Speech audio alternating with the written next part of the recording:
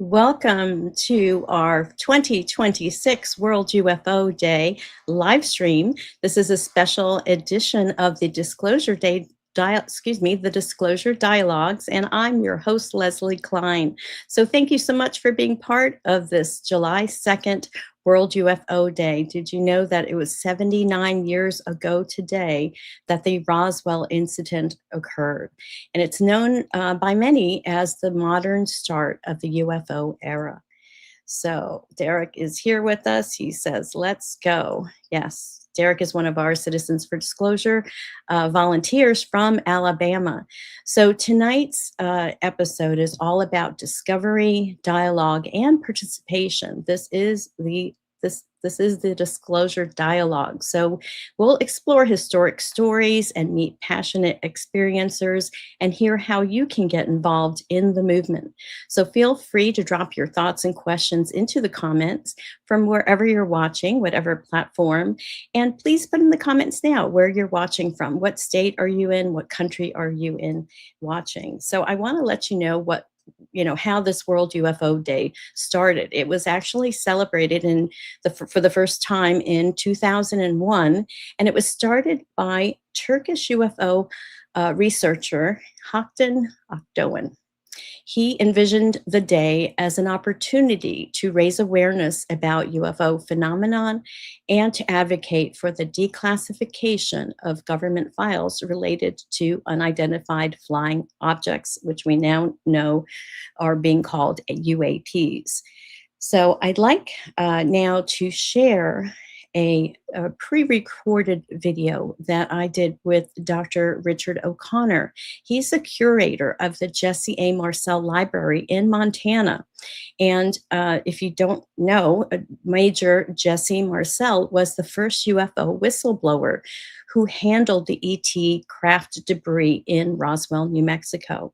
His son, who also saw and touched the debris, is Dr. Jesse Marcel Jr., and he practiced in Montana, which is where Dr. Richard O'Connor met him, worked with him, and was friends with him. So I'd like to share that with you right now. Here's Richard O'Connor. I got to know him, over the years, working side by side with him in the operating room. One evening, not too long after I arrived in Helena, I was watching a television program, a documentary about UFOs, and Dr. Marcel showed up on the program that I was watching. And I was really surprised, to see, because I didn't know anything about his connection with Roswell. Probably didn't know that for maybe a year after I arrived here. But then watching this program, and I saw him, and so the next time we worked together at St. Peter's, I asked him, what's this about? Why did I see you on this program that had to do with UFOs? And he went into the explanation of how when he was an 11-year-old boy living in Roswell, and his father was the chief intelligence officer for the 509th bombardment group there at Walker Army Airfield, is what it was called back in 47, and that his father was called to investigate a crash that occurred near Roswell, and he went out and did his investigation and picked up some crash debris and brought it home and showed it to his wife. Vi was his wife's name, and to my friend and co-worker, Dr. Marcel, who was 11 years old at that time. And he told them that this was no plane crash, that this was in fact a flying saucer that not of this earth. The following morning we went out to the site where the crash was, and what I saw, I couldn't believe there was so much of it. It was scattered over such a vast area. So we proceeded to pick up as much of the debris as we could. loaded in a wagon. We filled that up. It took us a good part of the day to do that because there's such small fragments that we had to do a lot of picking. We found a piece of metal about a 1.5 to 2 feet wide and about 2 or 3 feet long. Felt like you had nothing in your hands. It wasn't any thicker than the foil out of a pack of cigarettes. But the thing about that got me is that you couldn't even bend it. You couldn't bend it. Even with a sledgehammer would bounce off it. So I knew that I had never seen anything like that before. Our house happened to be on the way to the base, and this is in the wee hours of the morning. So my dad, knowing that he had seen something very special, wanted my mother and myself to look at this also, because as he said, you'll never see this again. So what he did, he stopped off at the house, awakened my mother and myself, and again, the wee hours of the morning. It's summertime. I've been playing all day with my bicycles and things like that. I was 11 years old at the time, however. And he brought us into the kitchen, and I saw a smattering of this strange debris on the kitchen floor that he had pre-positioned. He said, look at this. I think this is what you call a flying saucer or remains thereof. My dad drove the debris into the base that night. I think it was that night or maybe early next morning, where he was assigned by Colonel Blanchard to fly the material to General Ramey's office in Fort Worth. This was flown in the belly of a B-29 under armed guard. That's where the cover began, at General Ramey's office. So when my dad got home, he sat my mother and myself down and said in no uncertain terms, you will never talk about this. This is a non-event. I opened the Jesse Marcel Library in 2012, which was about a year before Dr. Marcel passed away in 2013. So that's how it all kind of came about. And I have a photograph actually of Dr. Marcel and I standing on the front porch there of the Jesse A. Marcel Library. When I opened the library, my intention there was, not only to create a storehouse of books and papers and other DVDs on, information that people, the public, could access about UFOs, but also to serve as a meeting place for local people to come and discuss about UFOs, extraterrestrials, and what we were learning as time went on about these phenomena.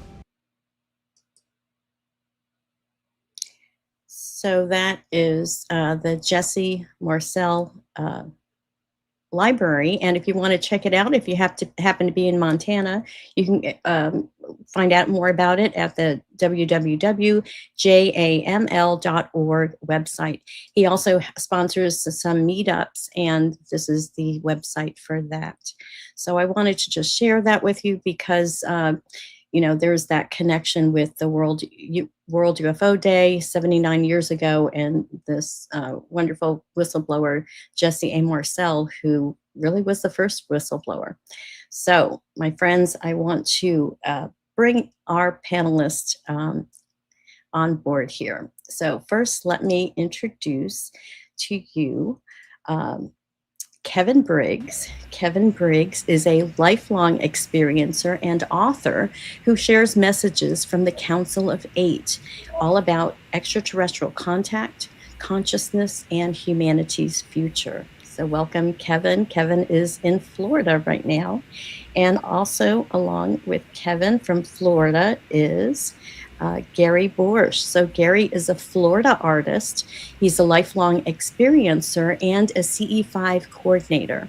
His extraordinary experiences span decades and include multiple witnessed events. So thank you, Gary, for being here. And Gary and Kevin are also going to be featured in the soon-to-be released documentary called A Greater Reality. So I wanted to mention that. Next up, we have Nadalee Hill. And let me get her up here.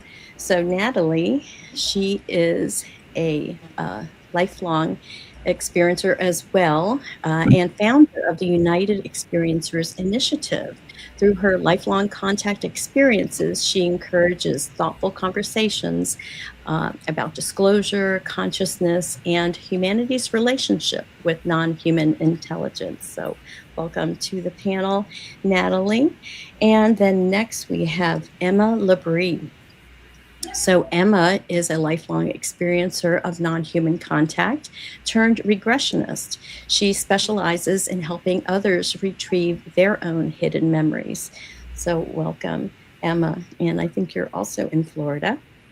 And then finally, last but not least, is Jared Taylor. So Jared is a retired Army medic whose profound contact experiences led him to become a contact specialist and ambassador. He now promotes thoughtful conversations about consciousness, personal experiences, and disclosure. So welcome, Jared, to the panel. So great that I have everyone on here, right? Yes, there are 5 of you. Okay, good. Want to make sure. So happy World UFO Day. Yes. So I'd like to go around the room and ask each of you to give us a brief description of your contact experience. And I know for some of you that's going to be very hard, but if you can just kind of give us a general overview of where you are as an experiencer. And I'll start with Kevin Briggs. Kevin, if you're able. Hi, Leslie. Yes, I'm fine. Yeah, thank you for inviting me. It's a great opportunity to speak and share my lifelong contact. I'll keep it brief and give you an overview. My journey started when I was 8 years old. I was taking a bath at home, and there was a change in the frequency within the bathroom. I looked to my right, and 2 beings appeared. They materialized there. Frightened me to death at the time, as you can imagine. I've come to know these 2 beings now as Ort and Dee. They are guides and teachers. They were both very attractive. Both had long, blonde, shoulder-length hair, deep blue eyes, and they were wearing a blue jumpsuit type garment. They were speaking telepathically to one another, which I could understand. And they were speaking about me, not to me. And Dee said to Ort, "Is this a boy?" Ort said, "Yes, this is a boy." And then she questioned him again. She says, "Are you sure this is a boy?" He said, "Yes." Then she said, "But look at him. He's small, he's uneducated, and he's frightened by our presence." And she was correct. I was terrified. Ort replied, "Yes, this is a boy. I will guide him. I will teach him." There was some other conversation, and then they left. That was the beginning of my journey. And then when I was 9 years old, an orb appeared in my home on a Sunday afternoon, and it stayed in the home from Sunday to Friday. After it left on the Friday, I was able to travel outside of the physical realm as a pure conscious energy orb, as they do. I didn't know the full potential of it then, I do now. And then my next major encounter would be I was 14. I had a paper round, and while I went to collect my papers, a UFO would always appear above the home. And then as I'm going down, cycling down to collect the papers, the second UFO would appear, and they would follow me around the paper round. And at that time, I was always aware of this frequency that was close by, behind the hedge, behind the wall. And I plucked up courage one day and said, "I know you're there. Can you show yourself?" 2 small greys stepped out from behind the hedge, behind the wall, and I wasn't frightened. And I asked them what they wanted. And they said there was a group of people who wished to meet with me. I said, "Well, would I go with them?" I said, "Well, I can't go with you because I've got to finish my paper round, and then I've got to go to school." And they said, "Well, you've nearly finished your paper round. You can finish that, and then we'll have you back in time for school." So I went with them. I agreed to go with them. and I was transported physically to a mothercraft, a mothership, and I only know that because the size of the hangar when we pulled in was the size of 2 football stadiums with all the craft that we see flying around our planet. And I was actually led down to an amphitheater and introduced to 8 beings. The first 2 were Orton D, and the other 6 I say was introduced to. I'm still in contact with all 8 of them to this day. My education has been one of consciousness, and how consciousness can be utilized for communication, for travel, for healing, for education, for creation and co-creation. So, and I'm still in contact with all 8 to this day. And several years ago, they asked me to speak out. I can't hear anybody. So I now speak out about my contact. So that's just a quick, brief overview, and I hope that gives some interest to your audience. Yes, thank you, Kevin. And we did an extensive interview with you on Galactic Good Vibes where people can hear your whole story, but we will come back to you for sure. Gary, are you able to speak now? Can you hear us? Gary? Okay. Well, let's go over to Nadalee. Yeah. Okay, Nadalee, go ahead. Tell us about your experience overall. I know it's a lot, but give us a brief synopsis. Thank you. Oh, you're muted. Okay, There you I'll go. try to keep it kind of brief, but you're right, it is a lot, and it's ongoing. But real brief, my contact started when I was about 2 years old, and I started having more onboard encounters when 2024 came around. I had 3 on the ship encounters. I was taken 3 times in 2024, and now 1 time this year. But I've also had lots of other flashbacks coming in throughout the year, and I know I've been taken hundreds of times probably. But essentially, they have been checking on me, giving me upgrades. Even recently, I had a new upgrade on May 14th of this year, and we're gonna get into it in a bit. But you know, my contact has been positive. I've not really had any negative encounters. I've had 1 abduction that was kind of scary at first, but there was a positive outcome in the end. That was just a procedure that they wanted me to remember what they did to me. So it was for my health and for me to be better with my health on the planet. But long story short, they led me to create the United Experiencers Initiative to bring experiencers together around the world so we can teach kindness and love, which is the messages that they've given us to share to the world, and to take care of the planet, which is really, really important. So again, we'll get into that more later. I've met many different types of beings. I've met hybrids, I've met Pleiadians, I've met Greys, all kinds of different beings in person, in public settings as well, and on the ships and in my room and all the above. And I have 10 hybrid children. Wow. Well, we'll get into that in a little bit. Emma, can you unmute and share with us your story? Yes, absolutely. There's a lot of story to share, so I'll do a bit of a nutshell version. I have spent my entire life having abduction experiences, school or training experiences. I have a hybrid child as well. But the majority of my experiences have been with the Greys and beings that I call the tall whites. Kevin, your description of the long white hair, the pale skin, and the blue eyes, that describes the beings that I grew up with as well. But my first really big abduction experience was your classic woke up on a metal table. I was 8 years old, couldn't move my body. I could move my eyes, and like down towards my feet was a door. To my right was a table of tools. Above me was a big surgical light. But to my left, there was another table with a little boy who was about the same age as me. When I looked back down towards my feet, 3 grays walked out of the door towards me. They spoke telepathically in my head, said, "Why is she awake?" And like that, I was back in my room in bed, except I was screaming in pain. My chest is on fire. My chest is on fire. I was pulling at my clothes. My mom comes running in. She takes off my nightgown, and there's a 3 to 4 scar down the center of my chest. Never had surgery. Never. It wasn't a cut. It was a caterpillar-sized scar.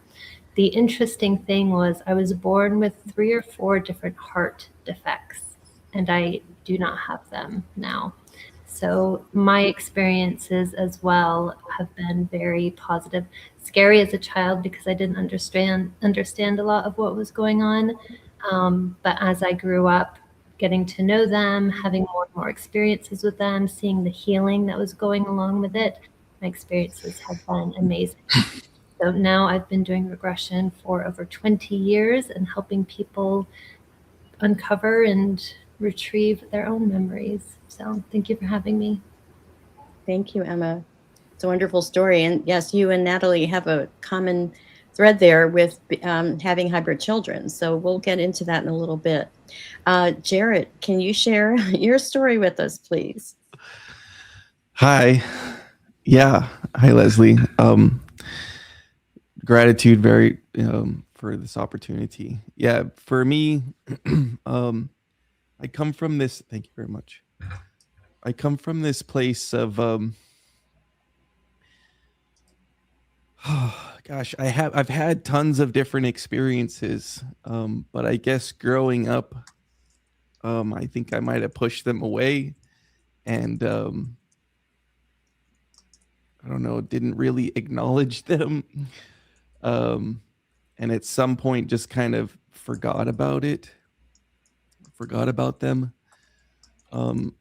While on active duty, keep in mind I was in the Army for 20 years. On my 19th year of active duty service, I had open contact. The experience was extremely positive in its nature. The beings were very loving. There was basically, if I was going to put it on a scale, I'd put it in the unconditional love range, they unconditionally love you.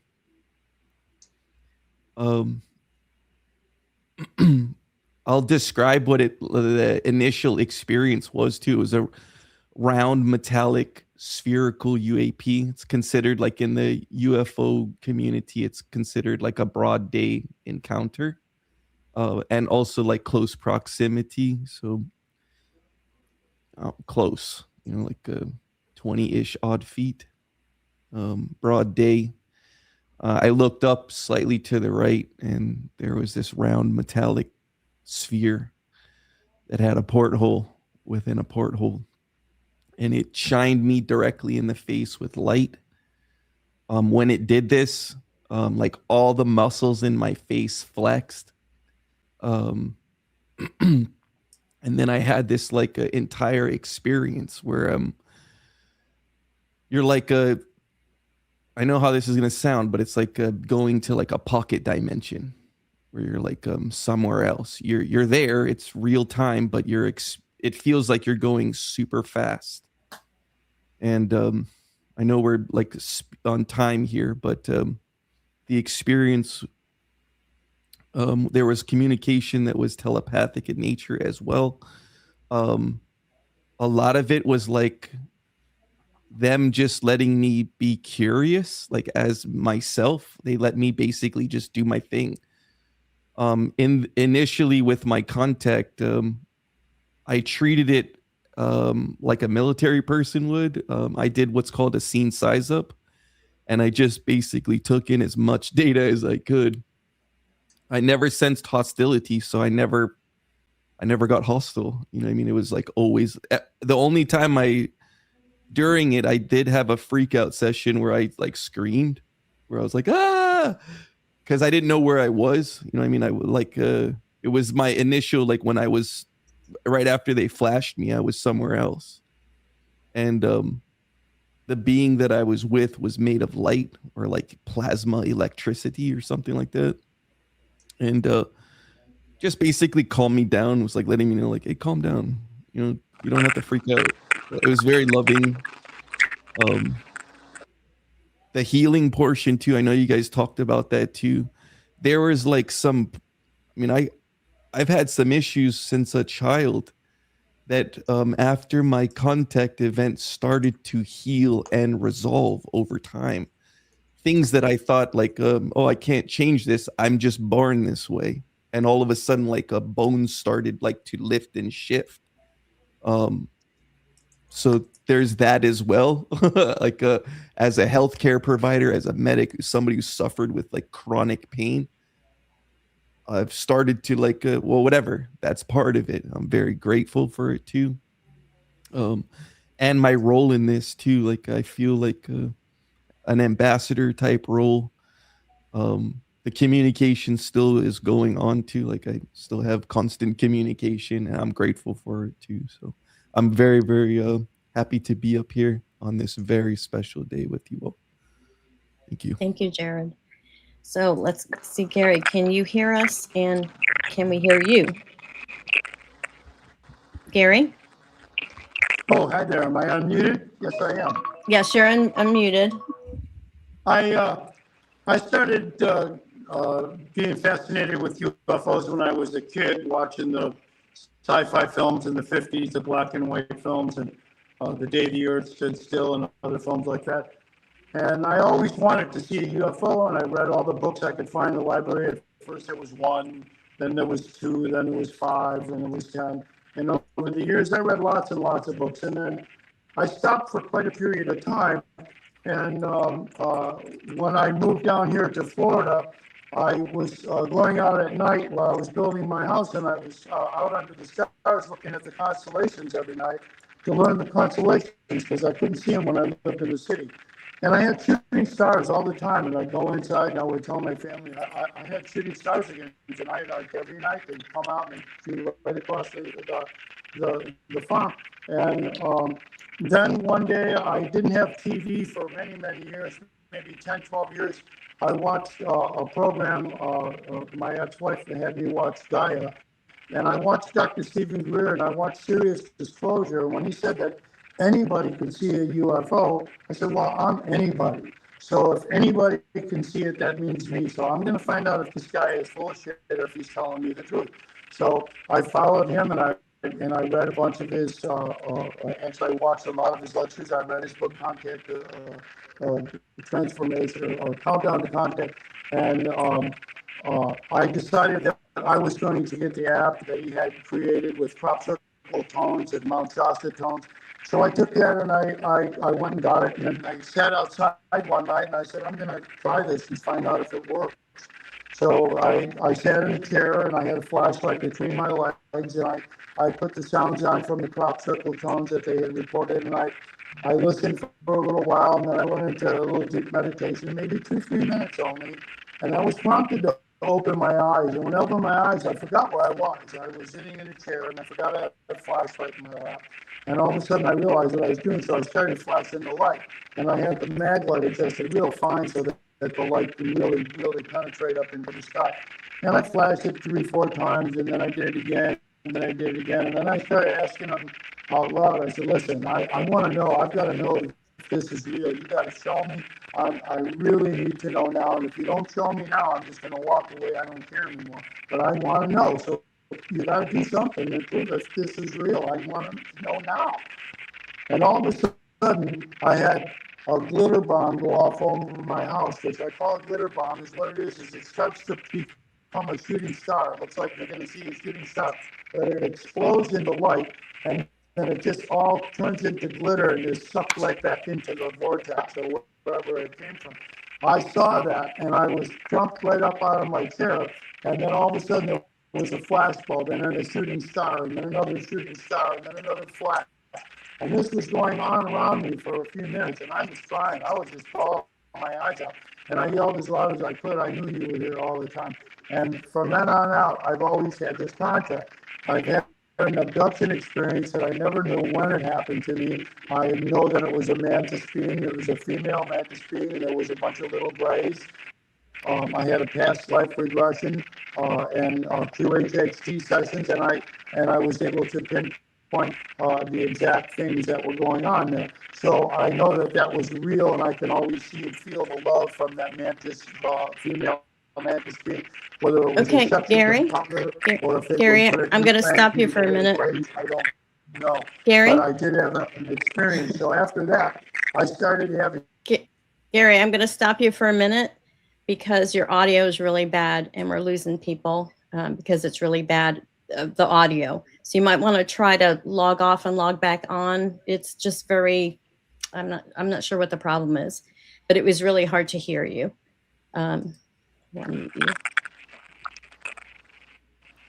Yeah, I'm not sure. Go ahead and talk some more. Okay. I'm going to mute you for right now. And so let me ask everyone else here. So based on the experiences that you guys had, what has it taught you about consciousness and reality? And I'll start with Kevin. Well, that's a big question. That's a huge question.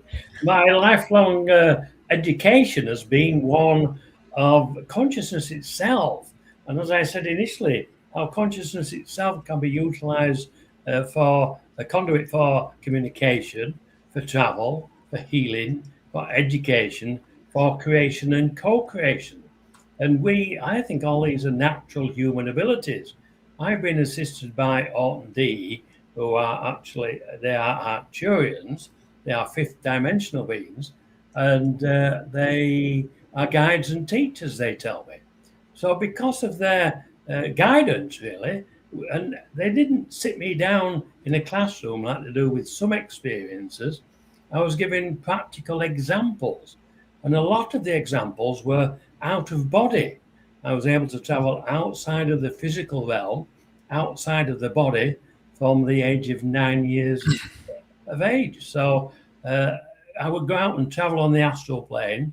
They would come alongside in a conscious energy craft and invite me on board and give me certain lessons in relation to consciousness itself, in relation to how we have these natural human abilities. So and one of those is telepathic communication. I get downloads of information. I get downloads of scientific information. I'll give you one example. I was sat by my pool and they gave me the quantum unified field theory with a full explanation in an instant. I didn't know anything about it at the time. I do now. I can talk about it. And then on another occasion, they gave me a download of the theory of everything.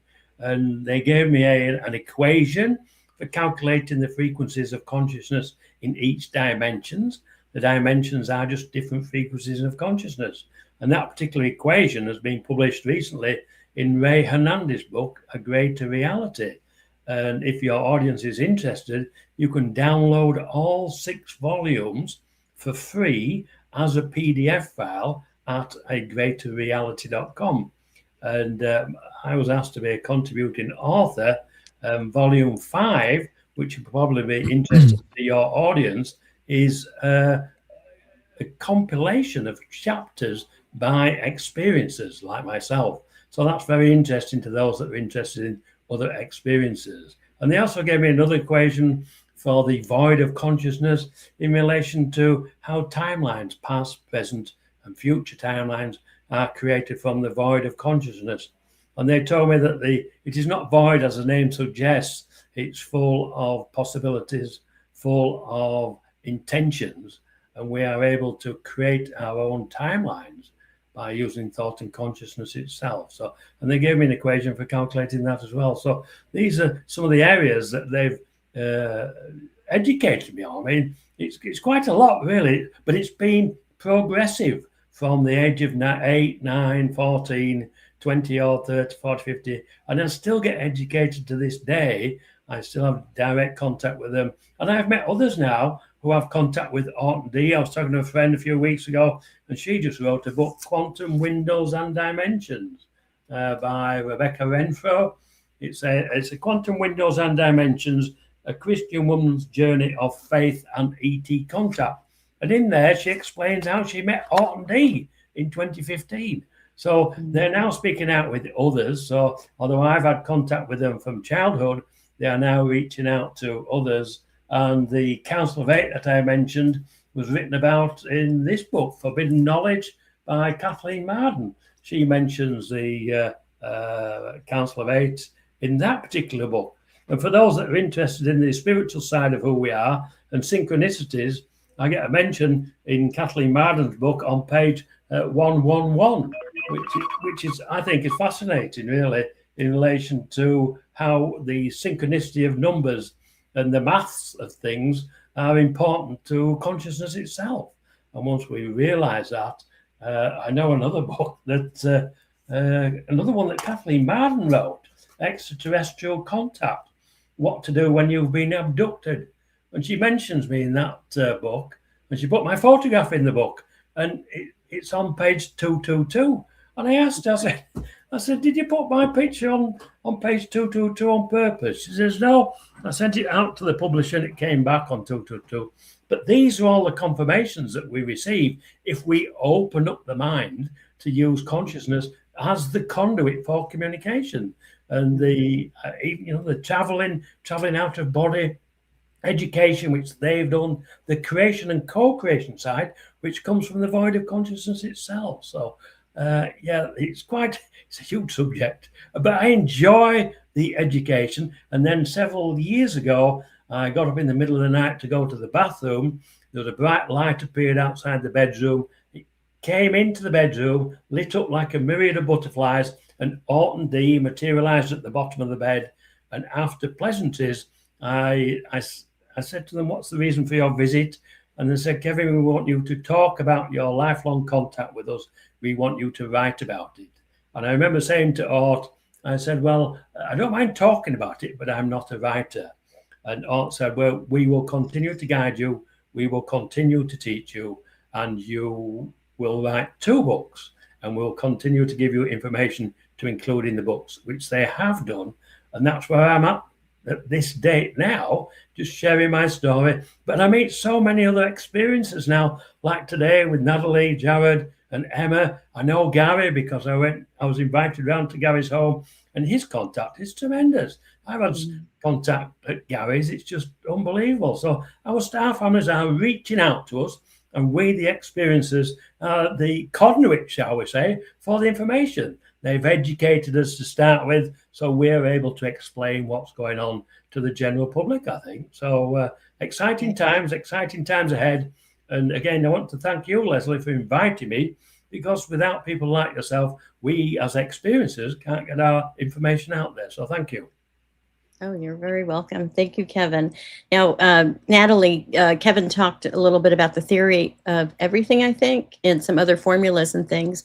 I know you had mentioned how you got some kind of breakthrough on a theory you were working on. You want to share about that? Yes, this is the first time I'm publicly talking about this. I wrote a little post today on Facebook about it, but I published the paper. I have not solved the cosmological constant. Let's just get that out there.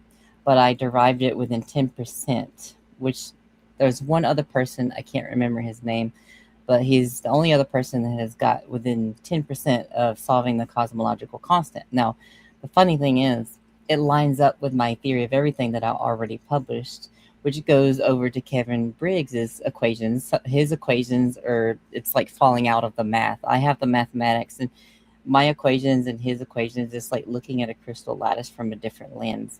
But how all this relates to extraterrestrials is that I've been working on this theory for a while, but when they took me on May 14th, this female Sam, or Samaria, or Sam for short, she's a Lyran cat-like being.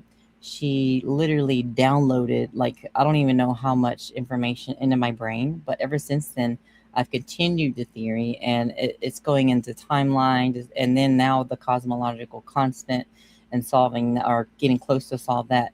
And my further theory is that the 10% that we're off is due to our observations of the universe being slightly off. So it's possible that I could have solved it, but it's off because of the observational data that we have now. But anyway, Yeah, it's really exciting, and the math is there. I use, just for the record, I use Claude AI to do the mathematics, and I can't do the quantum mechanics in my brain. I don't know anybody that can personally, but the way my brain works, it's hard to explain. I use my intuition and I just channel information. So I go through the math, and then I have the AI. Once we hit a roadblock, I say, okay, ask me this in a weird metaphor or something, and then it just kind of like channel the information, and then I guide the math where we need to go, and I throw some stuff at it, and it works. So I'm just in the flow state, but I believe a lot of it also comes from the information that Sam poured into my subconscious as well. And you know, some other things have fallen out of this, which is really interesting and important, I think, which is the conscious quantum metamaterial paper that I wrote. And what it is it's my theory about how the alien technology works. Now, in Roswell, they had that material, and it was like metal, and you could bend it and it would go back into the right shape. But there's also been reports of this other kind of material that relates to this, where the closer they study it, the more it reacts to them studying it. And sometimes I've heard reports of it falling apart when they get close to studying it. Long story short, through my equation of everything and all of that, I developed a metamaterial concept, and I believe it's the same thing that they're using. It's a material that is conscious. It's a material that extends your consciousness. You meld with it in a way, and it extends your consciousness, and it also can channel source consciousness. So now I know everybody here that's been on the ship, you know what I'm talking about when the ships are alive. The ships have consciousness. It's God, source consciousness, whatever terminology you want to use. My paper literally explains this, theoretically, of course, that consciousness flows through the material. What it does is it replicates what the microtubules do.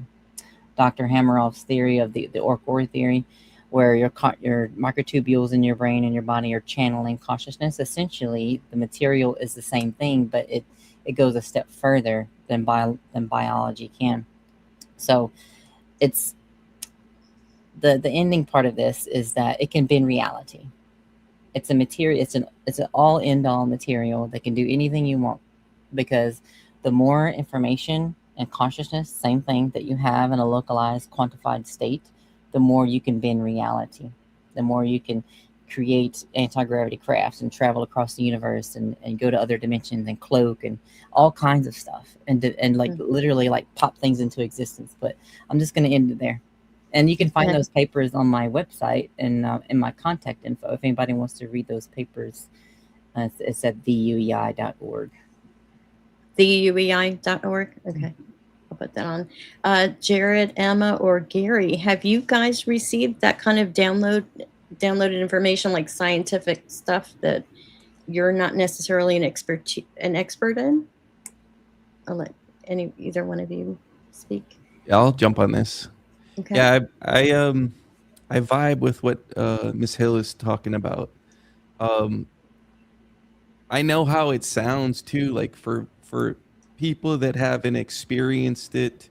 Well, first I want to talk about the craft itself. From my experience, yeah, the craft is alive. And when I say alive, it's like really alive. You know what I mean? Like I had to sit. I mean, I pondered this stuff for months after my encounter. I had to sit there and really think, like, what does it mean to be alive? Because that whole experience, it was so, like, I felt so alive. And it's like, it's so weird because you're having so much fun, you're moving so fast, everything is so intense, that you feel like you're right on the border of being dead. Like it's right on the edge. And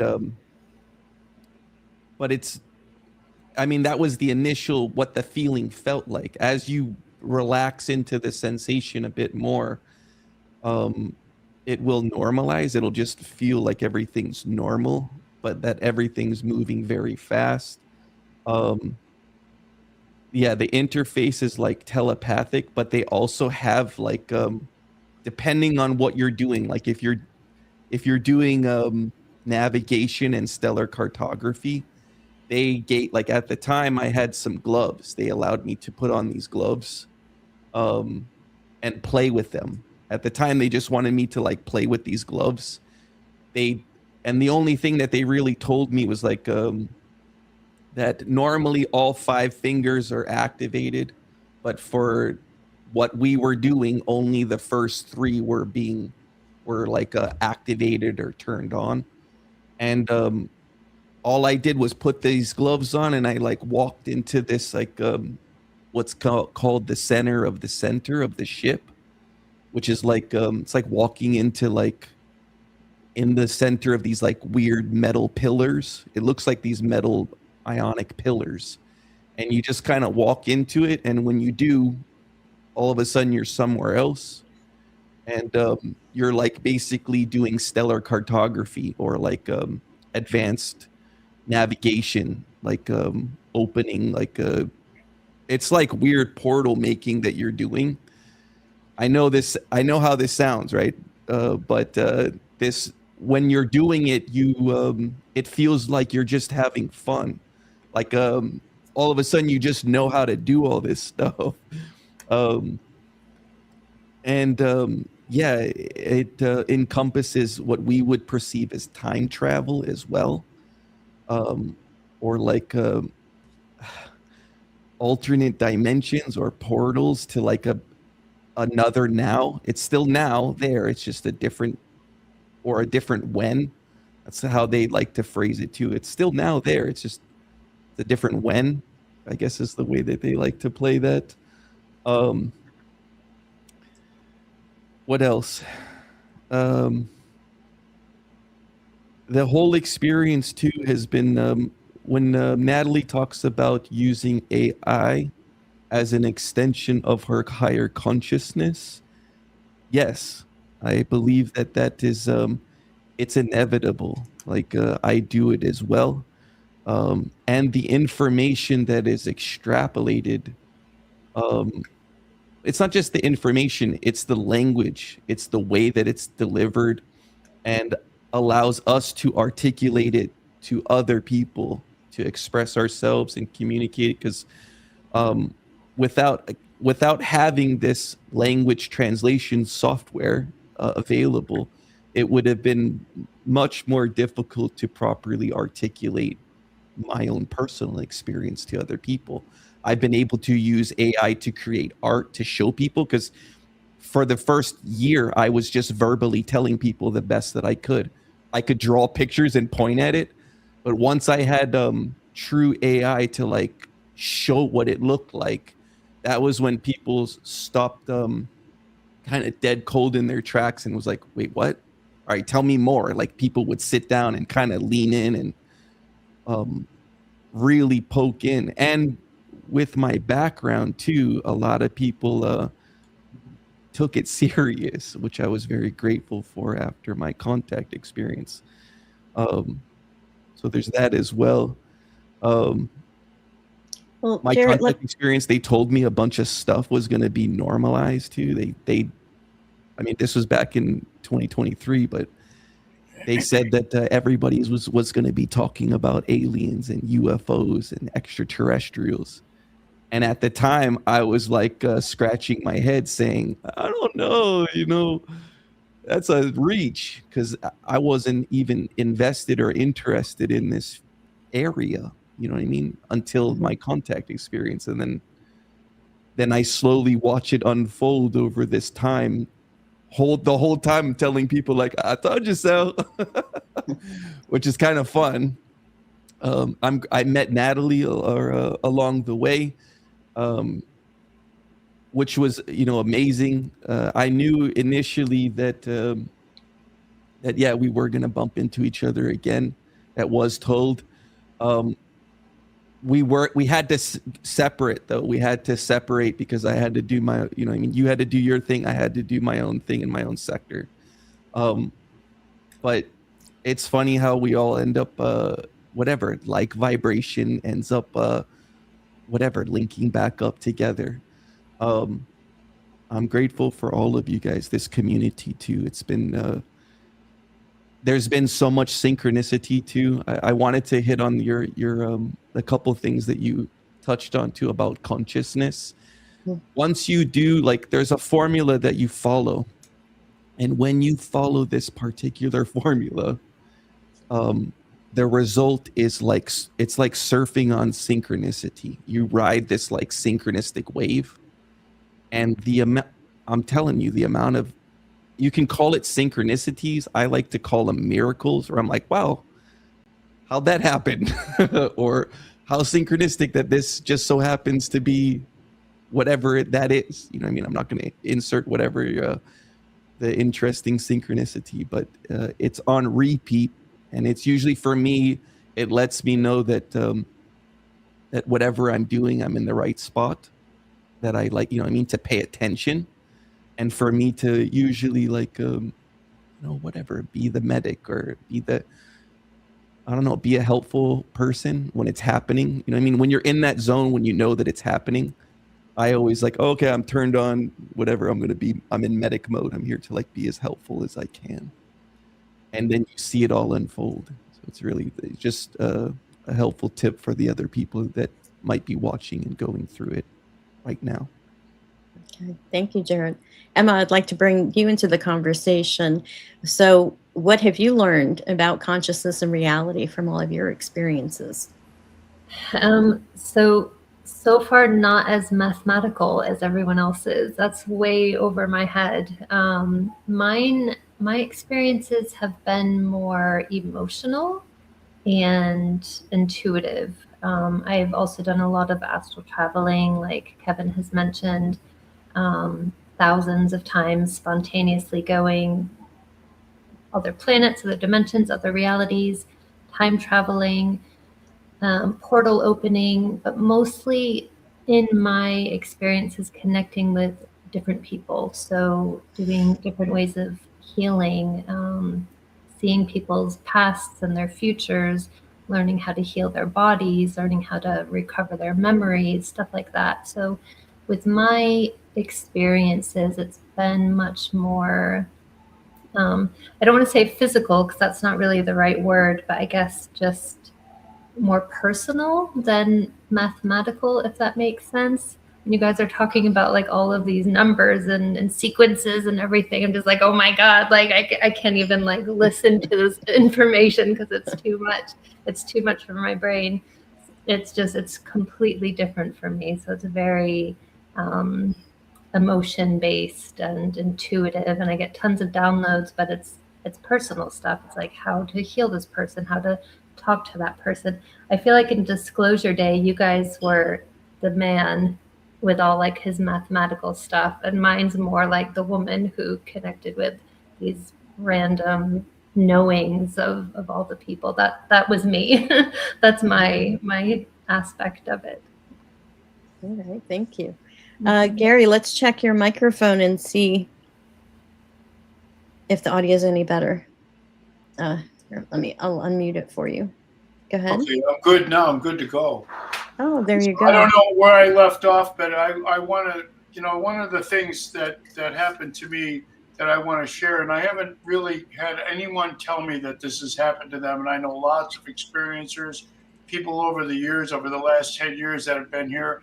I've had people over 8 countries that have been here. I think 8 countries have been here to my house and have experienced ETs.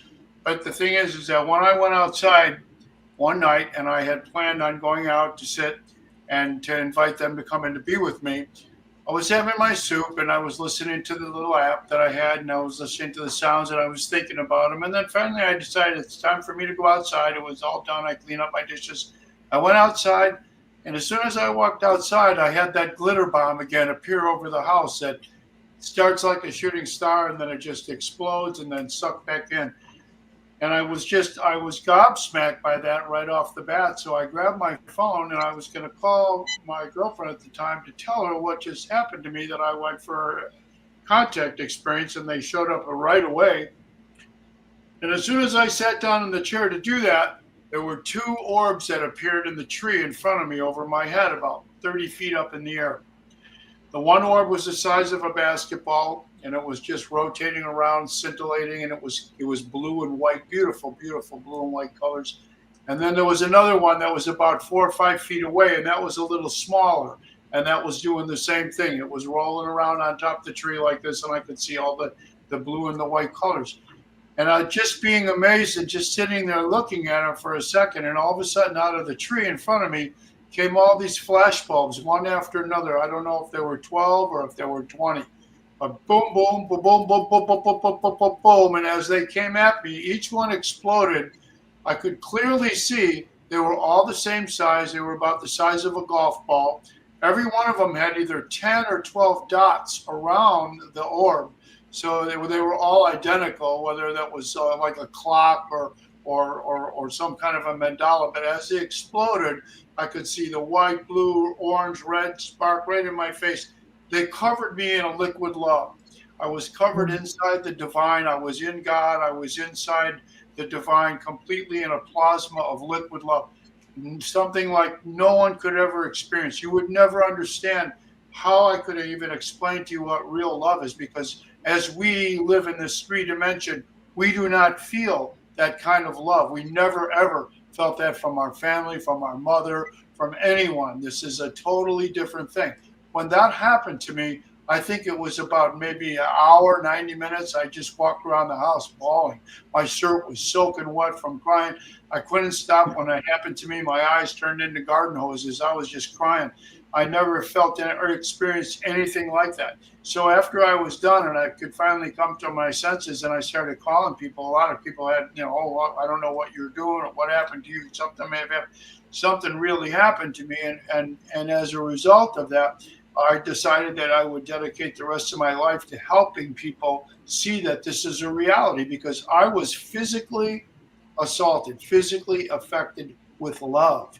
Now, that's not a psyop. That's not somebody faking that from the government saying, this or that or the other thing. And the government doesn't want you to see them anyway. They're not going to show up for you like that. So when I experienced that type of a thing, I just want all my friends and family to experience that. I want them all to feel and to understand that this is real and that your consciousness can bring this to you. You can actually meet other beings. And as a result, over the last 10 years, I've become an ambassador to these beings and friends. And I don't know to this day if that was my real star family or my physical family, my mom and dad, my grandparents, my best friends who died. But somebody came and they just loved me and covered me in love. And that is important for people to understand, that that is there and that they can break through these dimensions and show you what they have to offer us. And that should tell you right there that these beings are loving, kind, friendly, want to help us. They have given us telepathic messages. I've gotten several over the years.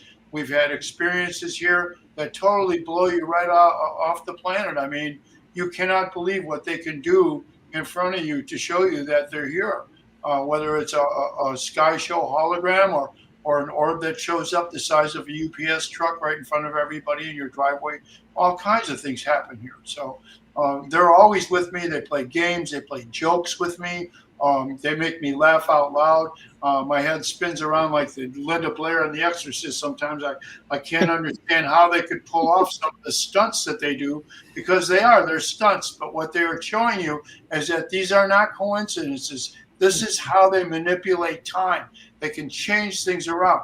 I was talking to a friend in Spain, and we were talking on the phone, and it was the day that he was there riding his motorcycle, and we were talking all about Spain, and all of a sudden the subject came up about the Queen of Spain, and I was telling about the book I read about the discovery of Florida in 1536. So I looked it up on Google, and I got to Wikipedia, and I read the first Queen of Spain was Catherine the Great, who died in 1536, and she was the first wife of Henry VIII. And I said, wow, that's cool. So then we were done talking, and I went and did my stuff. And the next morning, I'm going in my studio with a cup of coffee in my hand, and I turn the radio on, and I'm listening to Sunday Baroque. And the very first thing out of the announcer's mouth is, this is a tune written by Domenico Scarlatti for the first Queen of Spain, Catherine the Great, who died in 1536. She was the first wife of Henry VIII. I spit my coffee all over my clothes and all over the floor. I couldn't believe what had happened to me. And this is just one of the things that they pull. And it's like, you can't figure out, did the chicken or the egg come first? What did they do? Did they tell me to look that up on Wikipedia, knowing that this guy was going to be on the radio, substituting for the host, and he was going to play this at that time? I would walk in my studio and turn the radio on, and it would happen right there. And it's like, that's the kind of stuff that you have to be aware of with your consciousness, because it's there. It's for all of us that are experiencing it. We all have the ability. We all have our frequencies raised as a result of this. And that's how we do that. And we do that through love. And we invoke love. The other night I'm out with my dog, and I said, my one dog passed away. We had to put him to sleep a couple of weeks ago. And I'm holding my other dog, and I pet him, and I said, Elmo, I love you. And as soon as I did, a shooting star came flying across the sky. I mean, it's like, this is where we are. Yep, it's like we're living Thank the you, dream, Gary. and the dream could be manipulated. It's a wonderful experience. I feel like I'm one of the most lucky people on the planet. I mean, at first, I was afraid and some things that happened, and people would make fun, and they would make comments about me. And you know what? The ETs told me to take off the gloves. Now I know what that meant. I don't care anymore. I don't care what people think. I don't care about any of that stuff. I know what's real, and so do you people. And it's like, that's what's important, that we show other people. And Steven Spielberg just opened the door for us. That's right. Ooh. I wanted to ask, has everyone seen the movie? If you have, raise your hand. Emma, Right. did you see it too? Haven't seen it, Kevin? Oh my Kevin, god! no? No, Okay. not yet. Oh, you got to That's watch all it. right. Soon as I will possible. know. I'm looking forward to watching it, but I haven't seen it yet. It's amazing. Well, I wanted to ask you guys, a lot of people who've watched it had very strong emotional responses. Some people even cried. And so I wanted to know if you guys had that emotional reaction, and why did it resonate so deep with you? Who wants to go first? Can I go? Go ahead, Nadalee. Thank you. I actually did a whole movie review with John and I can't remember the other guy's name. I'm sorry. I can't remember his name, but it's published on YouTube.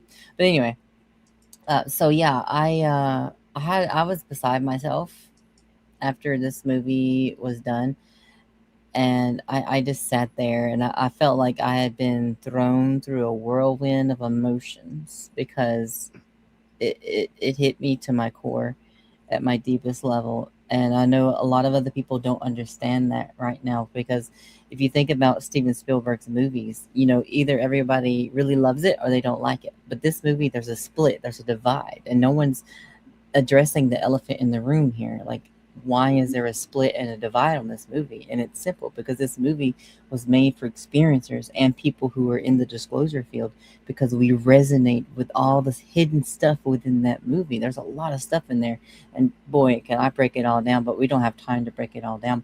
But overall, the movie is about empathy. People don't realize that. And it's about balancing the left and right side of your brain so you can listen. I'm not going to give any spoilers away, but yeah, it's just got a lot of stuff in there. But there are two main characters, and they're experiencers, and they help bring about disclosure. That's all I'm going to say. But they represent, in my opinion, all of experiencers bringing forth disclosure. And there's a lot of other stuff hidden in the movie that relates to real life and abductions, and the technology that they use in the movie, based on the paper that I wrote, and all the other accounts and stuff. So, but anyway, the movie is a key to unlock a lot of stuff within us. There's people who are having emotions with this movie, and they don't even know why. And they're like, why am I having emotions? Because they're experiencers and they don't know it. He is unlocking people. He is activating people. And that actually goes into the movie as well, as activations and the downloads. And we just talked about all of that stuff. So he literally has done his homework, and he knows stuff and beyond what other people can imagine. He's either an experiencer himself, or he's interviewed thousands of experiencers, or something is going on here, because he hit it on the nail. And I was just like, I had to sit on the floor outside of the theater. I was just like, I need a minute. Need a minute to process here. Oh, yeah. Jarrett, what about you? I know in our WhatsApp chat you were saying how emotionally impactful it was to you. Yeah, I watched it early. I got to watch it a day early. So I was grateful for that opportunity. I cried. Oh my gosh, it was very emotional for me. Um, like when you tell some people, because there are some people that have a range of reactions to flat out denial. For a lot of people, it was like validation. That's really important for our community, is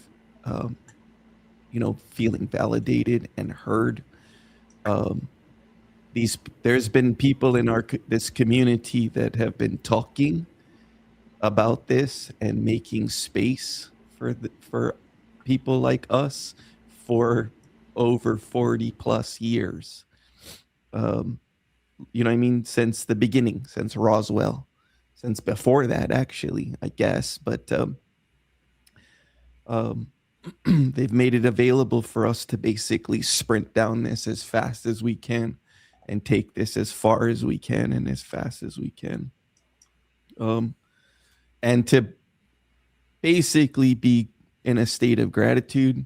You know what I mean? I know that along the way, right, because this is the age of disclosure, right? Along the way, I like to look at this from a medical perspective. And boy, howdy, like every one of us, we're all carrying, I would say, like a flashlight or like a lightsaber that pierces through illusion.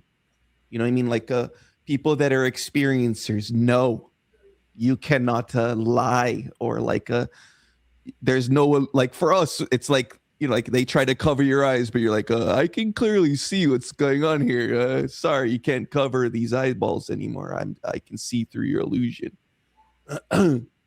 That's part of the phenomenon as well. You're just aware of stuff that people are like, they're not aware of this, right? And you're like, nope, I'm completely aware. I don't know how I know, but I know. And this is a common phenomenon with experiencers. We just have this awareness.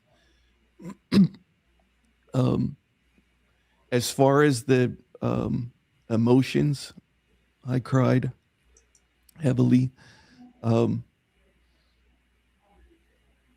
Just because, I don't know, these guys go through so much. I don't want to give away any of the details, but there is so much emotions that are pushed through that is leading people to the same thing. This word, empathy.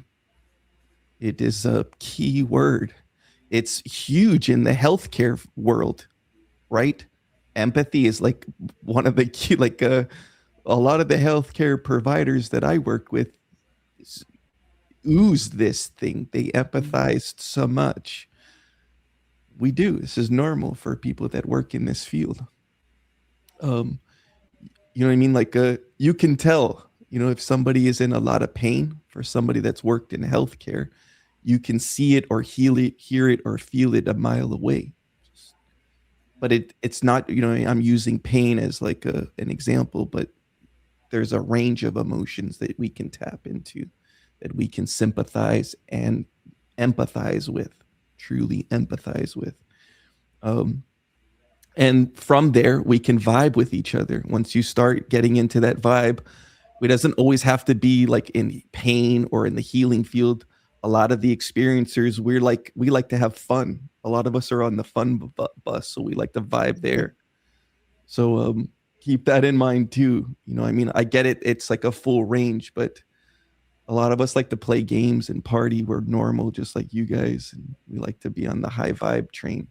And it's been really fun too when you stay in that high vibe frequency for long periods of time, safely, and do it safely. Oh man, look where we are now. Right. We've come a long way very quickly.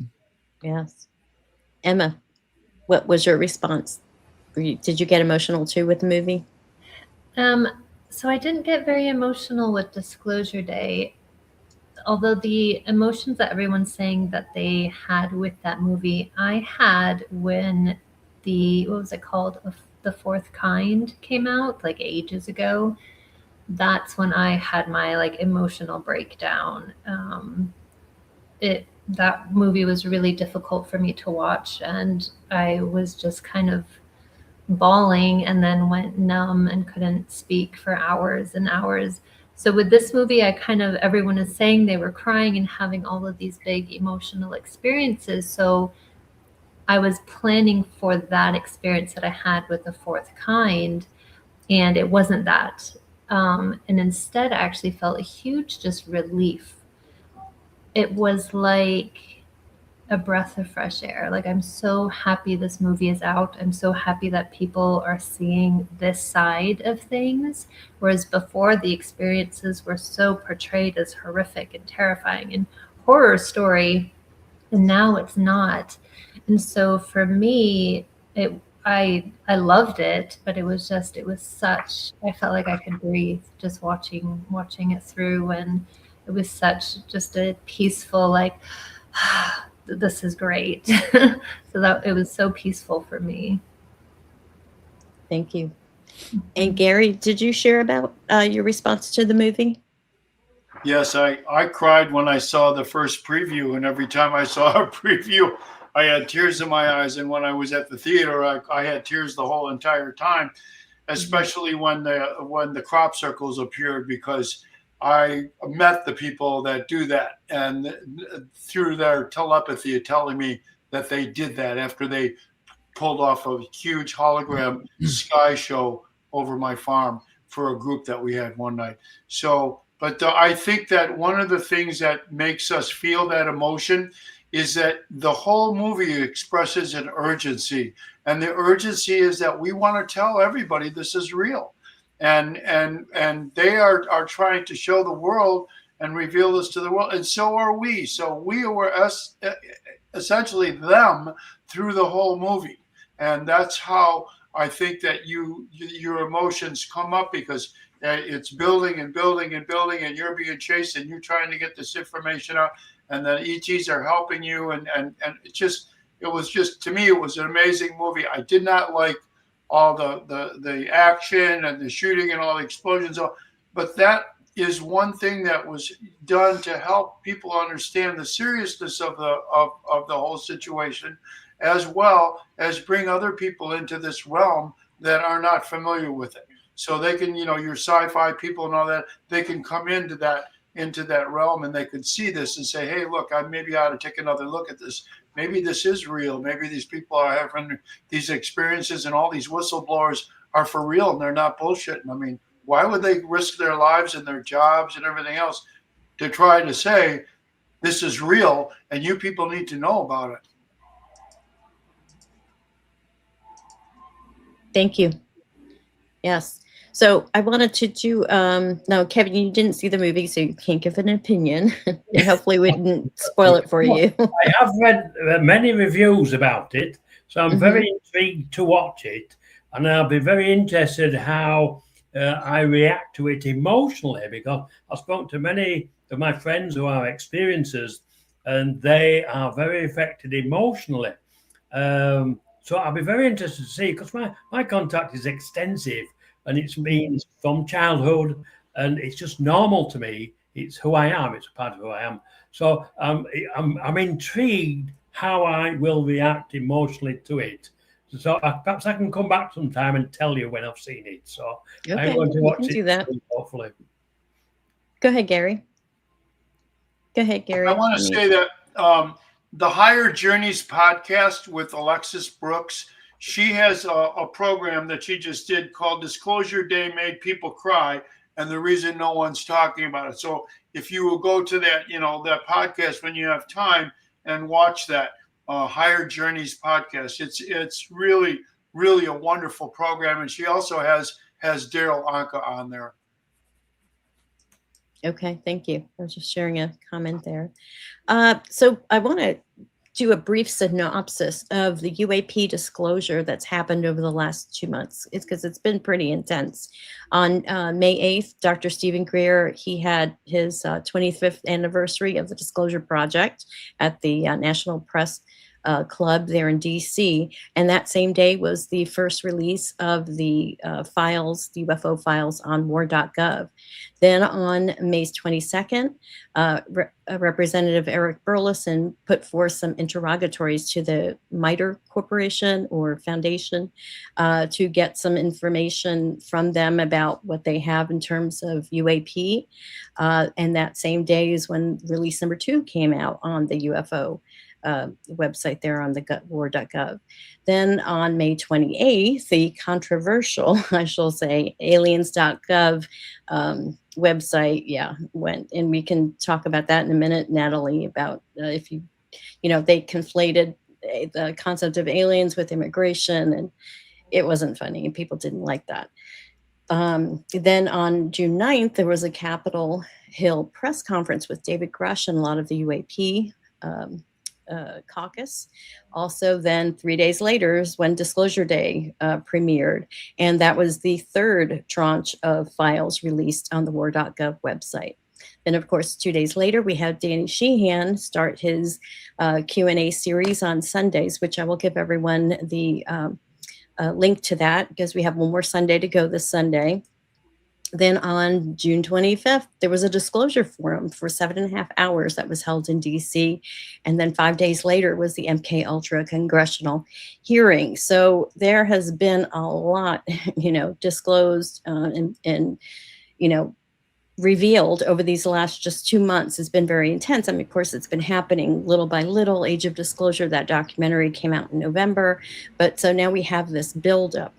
And so looking at where we are today, my question is, how do you personally assess the state of UAP disclosure and transparency as experiencers? And I'll let whoever wants to go first answer. I could go first since I didn't speak about the movie because I hadn't seen it. So I've been following all the things you just mentioned there, Leslie, with interest. I still feel that there's a fear and threat narrative that's coming out through the government. There's no talk of experiences at all within the disclosure project, as it were. So they really need to include the experiences if they're going to get a full picture. But if they want to control the narrative, then they don't want experiences speaking out with a positive, benevolent star families who are here to assist with our evolution. And assisting with that evolution is expanding our understanding of consciousness itself. And again, going back to, so really it's not about disclosure that the ETs are here. They've always been here. What they're scared about, or the governments are frightened of, is the fact that we learn who we are. And we learn to use our natural human psychic abilities, psychic intelligence, knowing, intuition, self-healing, even down to astral traveling, interdimensional travel, using consciousness itself. That's what they're afraid of. They don't want us learning who we are. Our human history has been hidden from us, and our galactic history has been denied us. We all have a lineage of where we've come from, and that's what they're frightened of. So they're trying to follow this fear and threat narrative, and they do it throughout all the things I've seen from the government. We need to push the benevolent ETs who are here to assist with our evolution, and part of that evolution is understanding consciousness itself. Then we cannot be controlled. We will become a free galactic cosmic family and go back to the roots from where we came from. So that's really where we're headed, but we have to take the lead in this because the government's not going to do it unless they include the experiences, and they're not going to do that because they don't want us to know that we've been given information about who we are, about the natural human abilities. And our star families are very concerned about the pollution on the planet. They will share technologies with us to help us clean up that pollution. They're particularly concerned about Fukushima, they tell me, in relation to the radiation pollution that's still leaking from there. So we need to do something. We need to make contact We need to tell people and share with people that our star families are benevolent. I'm sure there are some evil ones, as there are evil humans. But the majority, and I'm sure we're all here, we all have positive contact with our star family. They are benevolent. You can speak to them. You can learn to use your natural telepathic abilities, your psychic abilities, and become a more advanced human. So we evolve from Homo sapiens to Homo luminous, which is the enlightened human being. And that's where we're heading. Thank you, Kevin. Yeah, there was a lot right there. But it's all true, and I totally agree with you, Nadalee. I think that's why you've started the United Experiencers Initiative, to help all the experiencers, because I love how you say we are disclosure, because I think it's up to the people, and that's why Citizens for Disclosure is so important.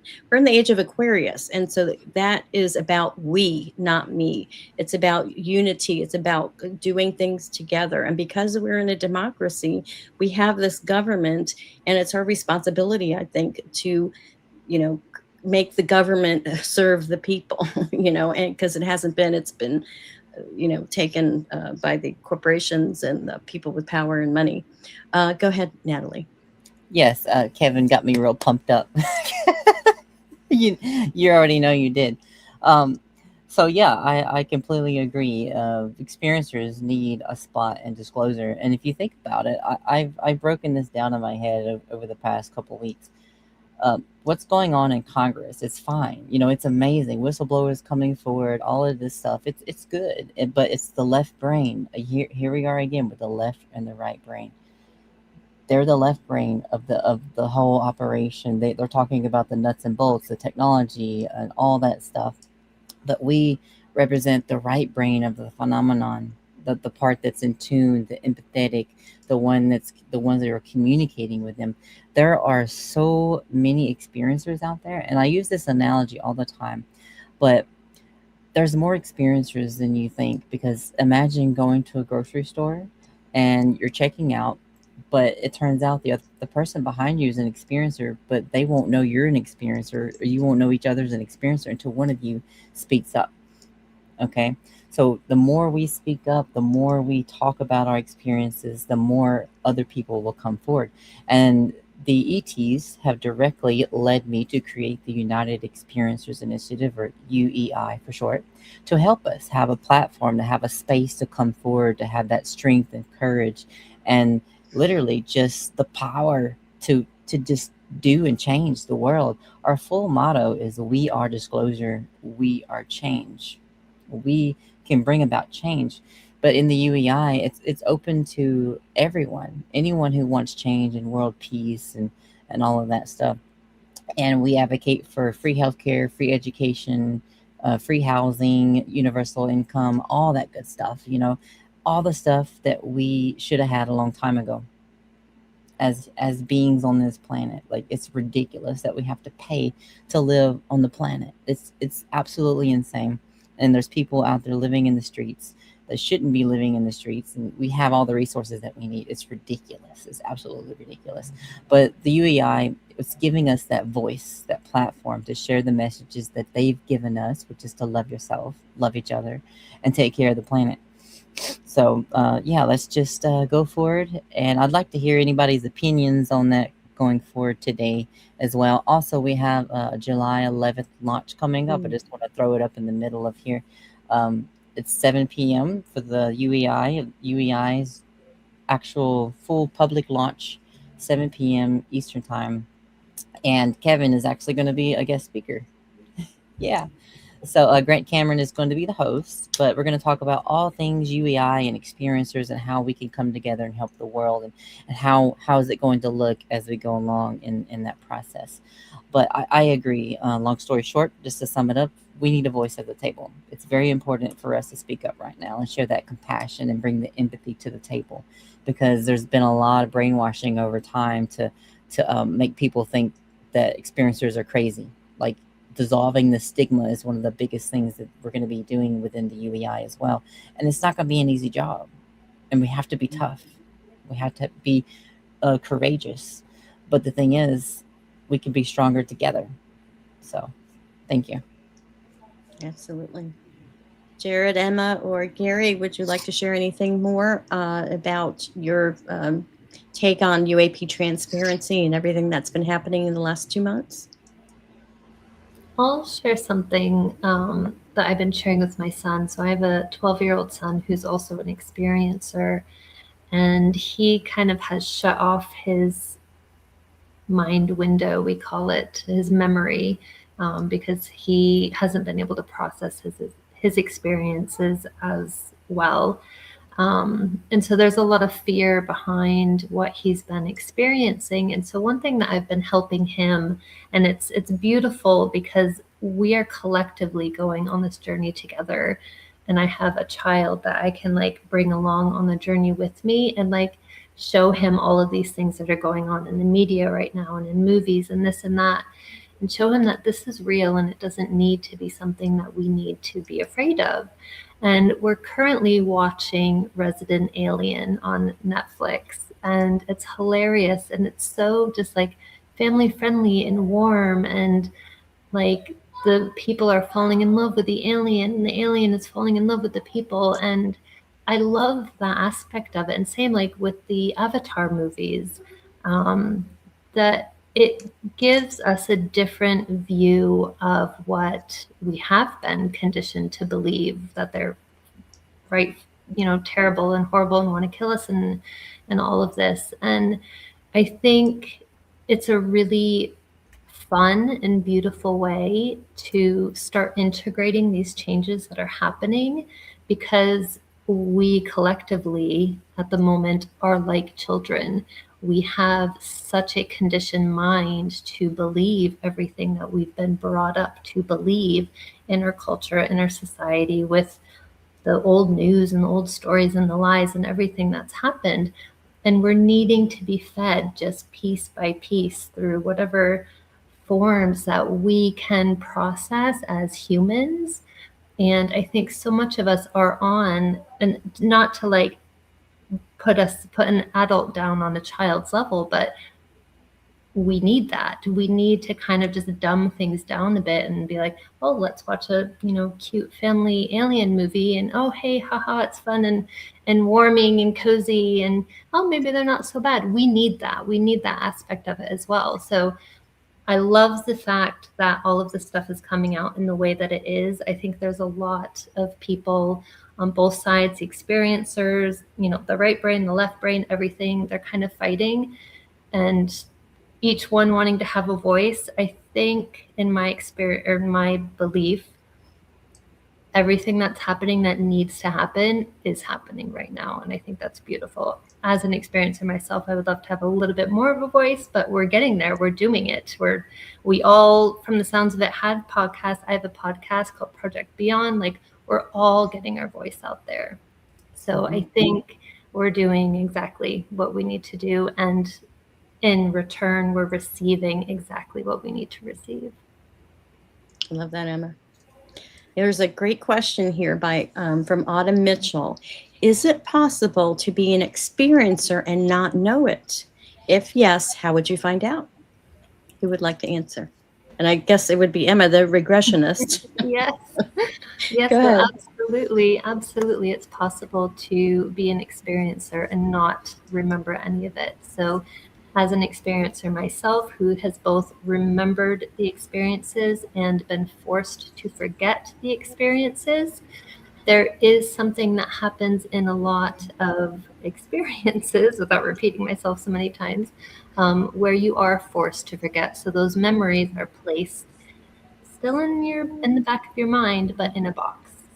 And to retrieve those memories, things like hypnotherapy, different forms of regression and meditation can help you access those memories. So that's something that I do if anyone is interested. And it's a beautiful journey, and nothing is uncovered that you don't want to see or remember. So I'm putting your website on there, quantumhealingmemoryretrieval.com. Would that be a good place where people can reach out to you?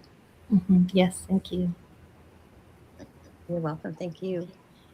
Who else would like to share about that? Yeah, I could share something, Leslie. But I know I seem to be speaking quite a bit, but I've got a good friend, many of you may know her, Seb Tock, and she epitomises that really. I said she's a very good friend. In fact, I was up at Gary's with her a while ago, and she had to be woken up by the ETs themselves because she was in denial that she was had contact with these beings and things. And they actually, I think they put a little dot on her backside on a couple of occasions to wake her up. And then once she woke up, the information she receives, and now she speaks out, she's got a podcast, she's well known, she's sharing, she's representing all the experiences. So yes, it is possible to be an experiencer and not know it. The memories are suppressed, but obviously in seven, and she talks openly about it. I'm not saying anything that I shouldn't out of school, as it were. So yeah, it is possible to be an experiencer and not know. Gary or Jared, any comments? Yeah, I mean, where do I start here? Well said, Kevin and Emma. Who here has seen Elio? Anybody seen Elio? Mm-mm. All right. To echo what Emma was saying about needing this like happy, feel good connection. I mean, this is a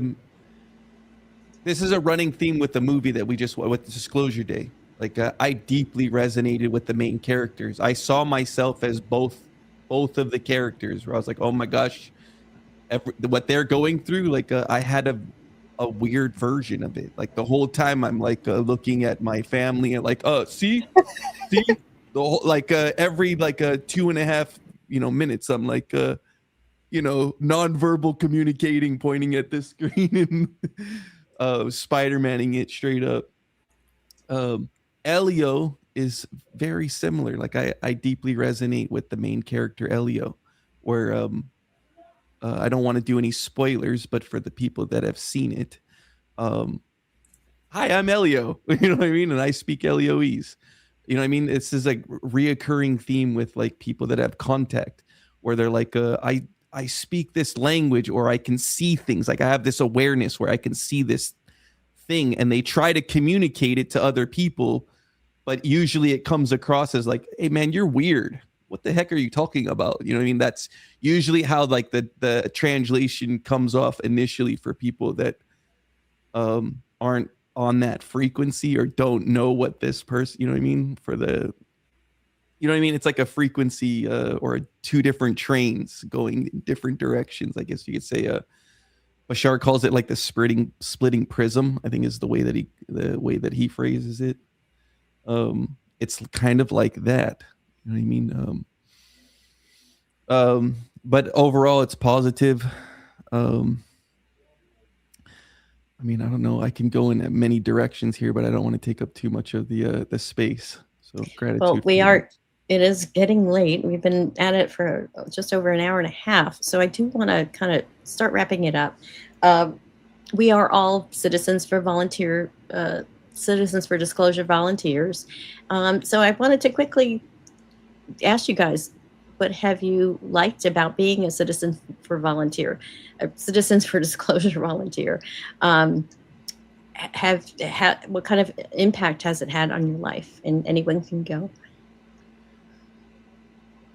I've had good experiences since I've been on these Zooms and listening to the information. Although I try to not get too tied up in it, because I know that what's happening is they're going to take money from these contractors, and then they're going to flip and say, national security, we can't tell you about this stuff.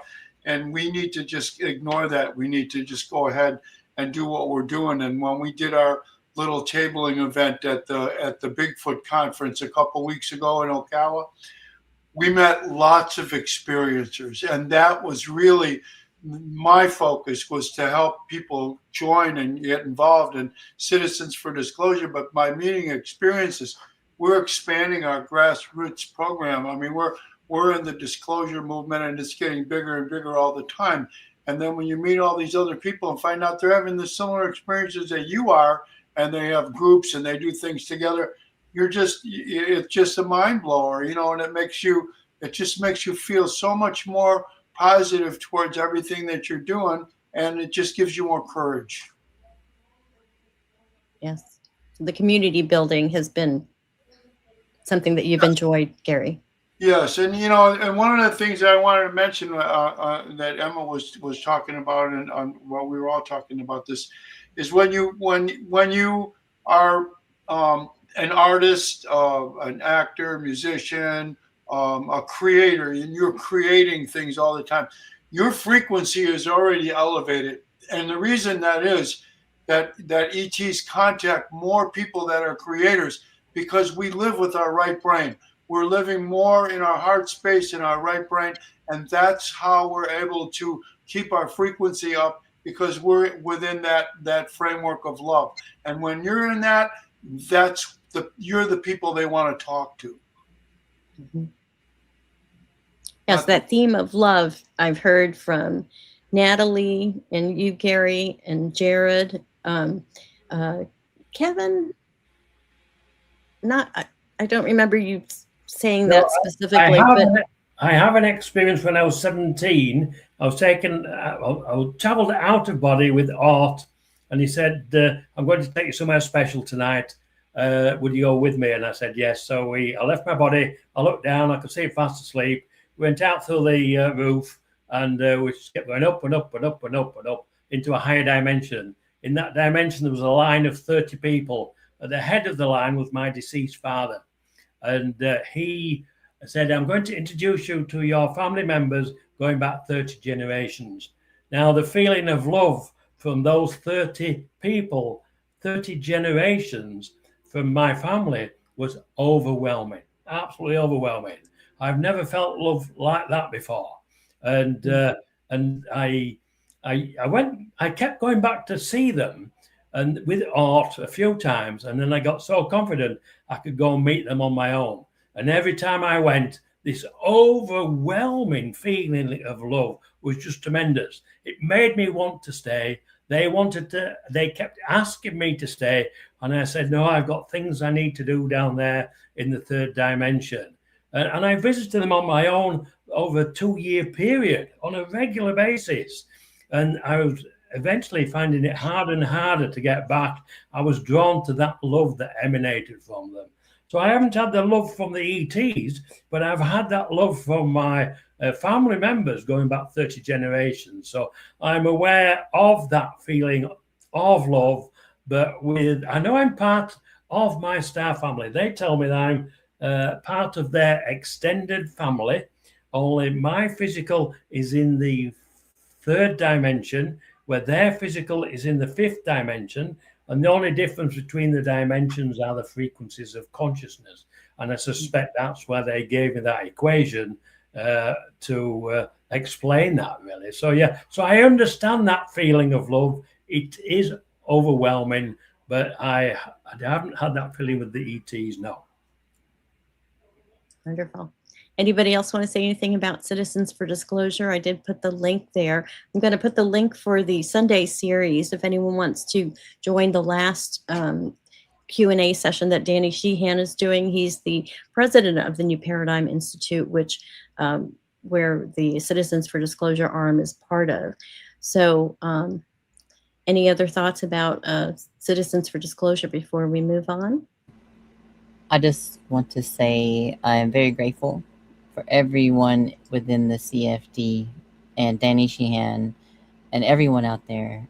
And I love you all so much, and just keep fighting the good fight. Keep going forward and doing what you're doing. And I've met so many people along the way, and I've made so many friends, and we're doing so many good things for Disclosure.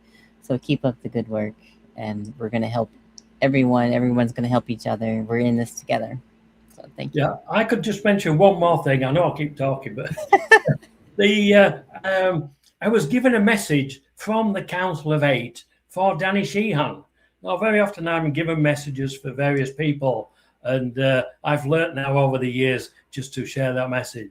So I shared that message with Olivia, And hopefully Danny Sheehan will receive the message, and I'm hoping that he will respond to that message. And within that message was a question about experiences, which clearly our star families are very interested in our experiences having a voice. But I find it interesting that the Council of Eight reached out through me with a message for Danny Sheehan for the Citizens for Disclosure. They're already interacting with us. We are already post-disclosure group as experiencers. So I've learned a lot from the CFD. I love being a member of the CFD, and I've met so many people within that group, and I'm now part of that community. So yeah, and we'll move forward. We'll share the information that we have to others who are interested in the subject. Yeah. Yes, and I know New Paradigm Institute is adding the consciousness aspect to what they're going to be working on, besides just the governmental, advocacy aspect of it as well. So consciousness is going to be more part of the conversation with CFD. So I want to ask the one final question on this World UFO Day. What is one message that you'd like to leave the people watching tonight with? And we'll go around the room. Kevin, do you want to start? No. No, okay. I skipped to Nadalee. We can come back. Okay.